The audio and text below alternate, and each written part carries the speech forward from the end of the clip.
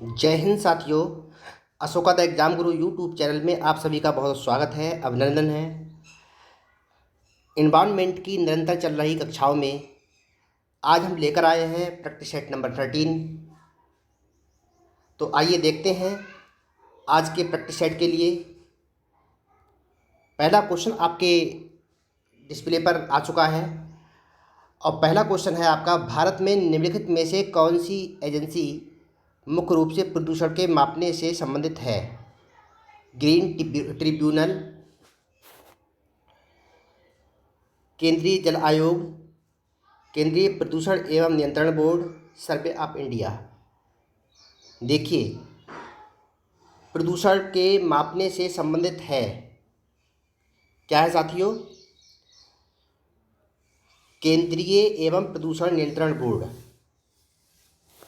इसकी स्थापना जो है 22 सितंबर कब हुई थी साथियों? 22 सितंबर 1974 को इसकी स्थापना हुई थी। Now see next question. Cotopaxi एक जागृत ज्वालामुखी है जो अवस्थित है। देखिए, कोटोपैक्सी ऐसा जागृत ज्वालामुखी है जो आपका एंडीज पर्वतमाला में उपस्थित है। एंडीज पर्वतमाला साथियों कहाँ पर है? साउथ अमेरिका में। कहाँ पर साथियों? South America. विश्व की सबसे लंबी पर्वत श्रेणी है ये आपकी। कितनी लंबाई इसकी? 7,000 kilometre. Now see next question. घास भूमि क्षेत्र में पारितंत्र की खाद्य श्रृंखला में सबसे उच्च स्तर के उपभोक्ता होते हैं? शाकाहारी, जीवाणु, मांसाहारी या शाकाहारी? देखिए, इसमें घास भूमि क्षेत्र में पारितंत्र की श्रृंखला में सबसे उच्च स्तर के उपभोक्ता, सबसे उच्च स्तर की उपभोक्ताओं की जहाँ पर बात होगी तो इसमें आएंगे आपके मांसाहारी। ठीक है साथियों, खाद्य श्रृंखला में मांसाहारी जो है सबसे उच्च स्तर के उपभोक्ता हैं। Now see next question. Sariska राष्ट्रीय उद्यान अवस्थित है। सरिस्का राष्ट्रीय उद्यान अवस्थित है। सरिस्का जो राष्ट्रीय उद्यान है आपका राजस्थान में है, जैसा कि आप सभी लोग जानते हैं। राजस्थान काफ़ी इजी अच्छे क्वेश्चंस की जो है सीरीज है ये। भारत में वायु प्रदूषण में सर्वप्रथम प्रदूषित महानगर है, बताइए। मोस्ट इंपॉर्टेंट क्वेश्चन है, कई बार आ चुका है। भारत में वायु प्रदूषण में प्रथम प्रदूषित महानगर, वायु प्रदूषण में प्रथम प्रदूषित महानगर है। कौन सा महानगर है वायु प्रदूषण में? कोलकाता, मुंबई, दिल्ली, चेन्नई। देखिए, अगर वायु प्रदूषण में बात करेंगे तो वायु प्रदूषण सबसे आगे कौन सा है? दिल्ली। कौन सा है साथियों? Delhi. Now see next question. साथियों, सेशन को लाइक एंड शेयर जरूर कर दें। भारत में सर्वाधिक रेडियोधर्मी प्रदूषण पाया जाता है, कहाँ पाया जाता है? दिल्ली, महाराष्ट्र, मुंबई अथवा केरला। देखिए, रेडियोधर्मी जो प्रदूषण है भारत में ये आपका पाया जाता है केरला में। कहाँ पाया जाएगा? केरला में। Now next question. मोटर वाहनों से निकलने वाली निम्न में से कौन सी एक मनुष्य प्रदूषक गैस है? Carbon monoxide, carbon dioxide, marsh gas, nitrogen oxide. देखिए, मोटर वाहनों से निकलने वाली जो गैस होती है वह है आपकी कार्बन मोनोऑक्साइड। कौन सी है साथियों? Carbon monoxide. Now see next question. Fly ash एक प्रदूषक दहन उत्पादक है, यह उत्पादन है जो प्राप्त होता है। देखिए, फ्लाई ऐश एक ऐसा प्रदूषक है, किससे प्राप्त होता है? चारकोल से प्राप्त होता है, कोयले से प्राप्त होता है, डीजल मिट्टी के तेल को जलाने से प्राप्त होता है, या सीएनजी को जलाने से प्राप्त होता है। वेरी वेरी इंपॉर्टेंट क्वेश्चन है, बहुत बार आया हुआ क्वेश्चन है। यूपी टेट, सी टेट सभी में आया हुआ है ये। तो फ्लाई ऐश किससे निकलता है? कोयले को जलाने से।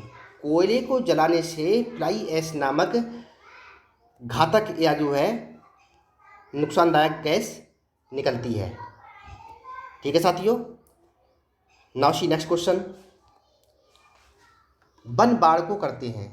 देखिए वन जहाँ पर हों, जहाँ पर भी हों, तो वन जहाँ पर भी होंगे वो बाढ़ को क्या करेंगे, नियंत्रित ही करेंगे। क्या करेंगे, नियंत्रित करेंगे साथियों। Now see next question. मृदा अपरदन का कारण नहीं है जल अपरदन, वात अपरदन, भूकंप, भूस्खलन। देखिए मृदा अपरदन में क्या होता है, मिट्टी का कटान होता है, तो जल से अपरदन होता है, वात से होता है मतलब वायु से होता है, भूस्खलन से भी होता है। लेकिन भूकंप जो है, भूकंप इसका कारण नहीं है, भूकंप मृदा अपरदन का कारण नहीं है। Now next question.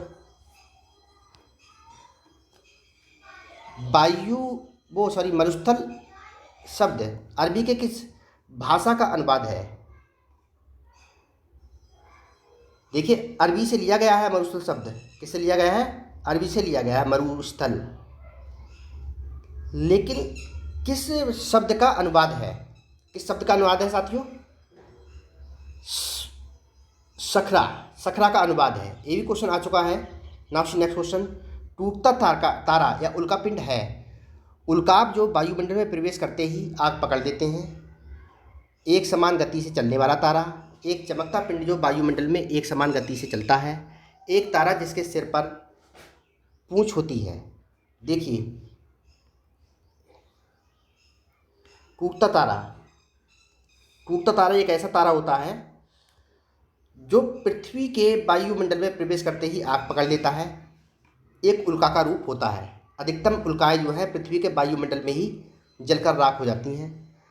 एक नक्षत्र का रंग निर्भर करता है, आपने देखा होगा, सूर्य से दूरी के अनुसार, पृष्ठीय ताप के अनुसार या घनत्व के अनुसार। देखिए कोई भी नक्षत्र है, कोई भी तारा है, उसका जो रंग निर्भर करेगा, रंग किस पर निर्भर करेगा, उसके पृष्ठीय तापमान पर। अगर पृष्ठीय तापमान जो है, जैसा कि आप देखते हैं सूर्य का पृष्ठीय तापमान काफ़ी है, ठीक है, इसलिए उसका रंग अलग है। बहुत से तारे ऐसे हैं, बहुत से नक्षत्र ऐसे हैं, उनका पृष्ठीय तापमान अलग अलग है सबका, तो सबका रंग भी अलग अलग है। Now see next question. तारामंडल सप्तऋषि को पश्चिम निवासी किस नाम से जानते हैं। ठीक है, सप्तऋषि मंडल को किस नाम से जानेंगे, पश्चिमी निवासी। कौन से निवासी साथियों, पश्चिमी निवासी। ये जानते हैं बिंग डिम्पर के नाम से, बिंग डिम्पर के नाम से जानते हैं। यूरोप बहुत सारी जाना जाता है सप्तऋषि मंडल यूरोपीय देशों में। ठीक है साथियों। Now see next question. कृत्रिम वर्षा के लिए मेघ बीजन के लिए उपयुक्त रसायन है silver nitrate, potassium bromide, silver iodide, potassium nitrate. देखिए कृत्रिम वर्षा जो आर्टिफिशियल रेन होती है, ये उन स्थानों में कराई जाती है जहाँ पर काफ़ी समय से बारिश ना हुई हो, सूखे की स्थिति हो, तो ऐसी जगह पर कृत्रिम वर्षा कराई जाती है सरकार की अनुमति से। और इसमें जो सबसे ज़्यादा इस्तेमाल होता है वो है सिल्वर आयोडाइड। किसका इस्तेमाल होता है, सिल्वर आयोडाइड का इस्तेमाल होता है। Now see next question. प्रदूषण युक्त वायुमंडल को निम्न में से किसके द्वारा स्वच्छ किया जाता है। ऑक्सीजन, धूप, वर्षा, नाइट्रोजन। प्रदूषण युक्त वायुमंडल को किसके द्वारा स्वच्छ किया जाता है।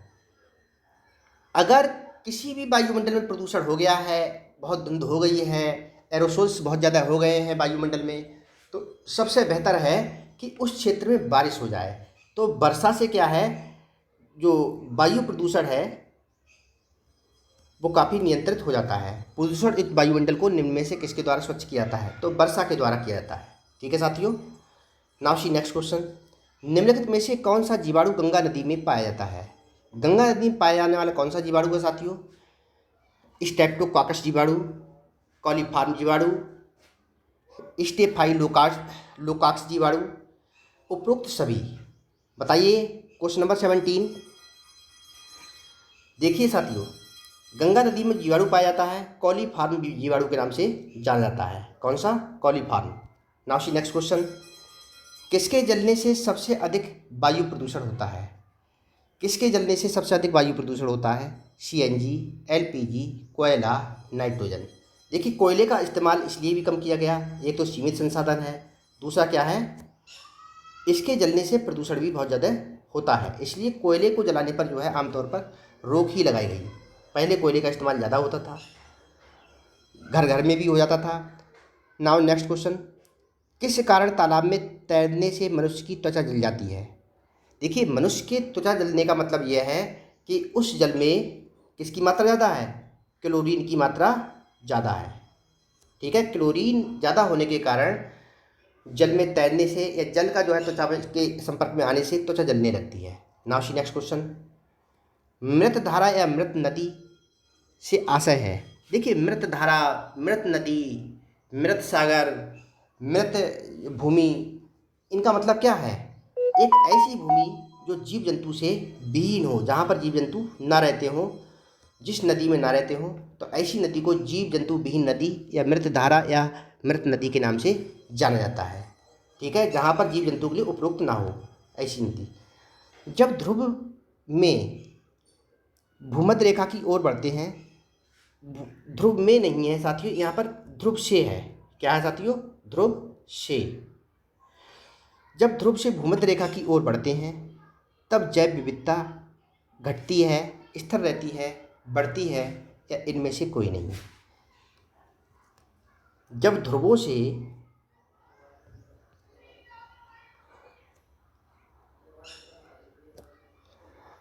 साथियों किधर को बढ़ेंगी? भूमध्य रेखा की तरफ को बढ़ेगी, तो क्या होगा? जैव विविधता बढ़ेगी। क्या होगा साथियों? जैव विविधता बढ़ेगी। ठीक है, सभी को समझ में आ गया होगा। सबसे ज़्यादा जैव विविधता वाला क्षेत्र है ये बीच वाला, भूमध्य रेखा के आसपास वाला क्षेत्र। तो कौन सा ऑप्शन सही हो जाएगा इसमें? बढ़ती है।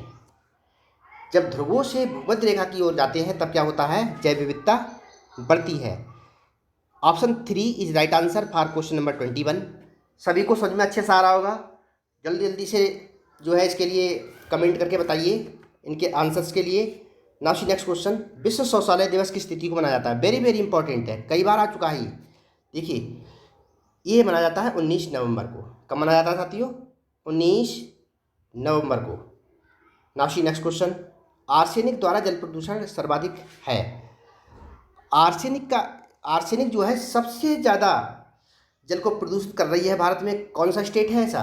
पश्चिम बंगाल, उत्तर प्रदेश, मध्य प्रदेश, बिहार। ऐसा स्टेट है आपका पश्चिम बंगाल। पश्चिम बंगाल के जल में आर्सेनिक की मात्रा सर्वाधिक है। Now next question, green muffler संबंधित है। ग्रीन मफलर संबंधित है। दरअसल ग्रीन मफलर का जो है इस्तेमाल कहाँ पर होता है? जो इंडस्ट्रियल एरिया होता है, जहाँ पर कल कारखानों की वजह से बहुत ज़्यादा ध्वनि होती है, उस ध्वनि को अवशोषित करने के लिए उस इंडस्ट्रियल एरिया के चारों तरफ जो है 1 किलोमीटर, आधा किलोमीटर, जैसा भी उस जगह का वो होता है, उसके चारों तरफ वृक्ष ही वृक्ष लगा दिए जाते हैं पट्टी के रूप में, जिससे कि वृक्ष जो है कारखानों से हो रही ध्वनि के लिए अवशोषित करते रहें। ठीक है साथियों, तो ग्रीन मफलर क्या है? ध्वनि प्रदूषण से संबंधित है। किससे संबंधित है? ध्वनि प्रदूषण से संबंधित है। ठीक है, बहुत अच्छे से समझ में आ गया होगा आपके लिए। नाउ सी नेक्स्ट क्वेश्चन, गैसीय अपशिष्ट है। सब्जी एवं फलों के छिलके, घरों की नालियों का गंदा पानी, लकड़ी कोयला से जलने वाला धुआं, खेत खलिहानों से निकलने वाला कचरा। क्वेश्चन है गैसीय अपशिष्ट है। गैसीय अपशिष्ट क्या है? लकड़ी हो चाहे कोयला हो, इससे निकलने वाला धुआं होता है, एक गैसीय अपशिष्ट बनाता है, एक तरीके से प्रदूषण करता है, वायु को प्रदूषित करता है। ठीक है, उस क्षेत्र में फैली गैसेस को प्रदूषित करता है और भी ज़्यादा। तो ये कौन सी हो गए? ऑप्शन 3 सही हो गया, लकड़ी कोयले से जलने वाला धुआं।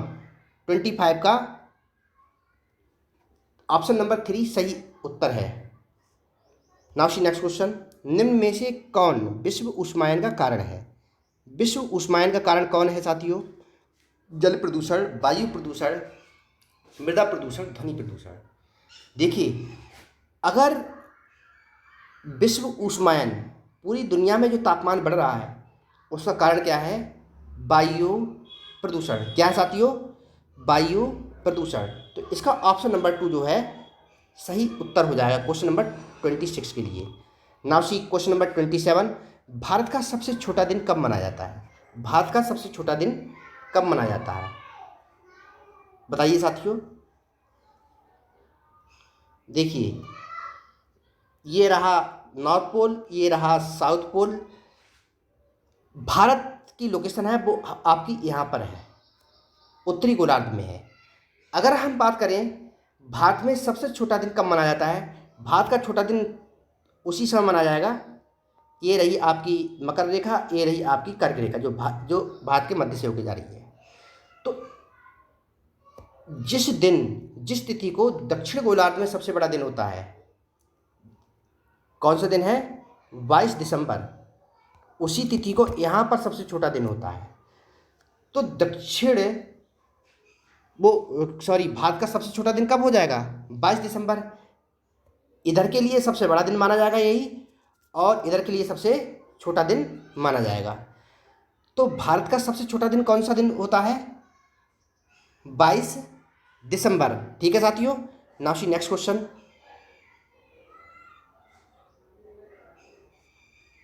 संगमरमर किस प्रकार की शैल है, आग्नेय, कायांतरित, अपसाती, हेलाइट।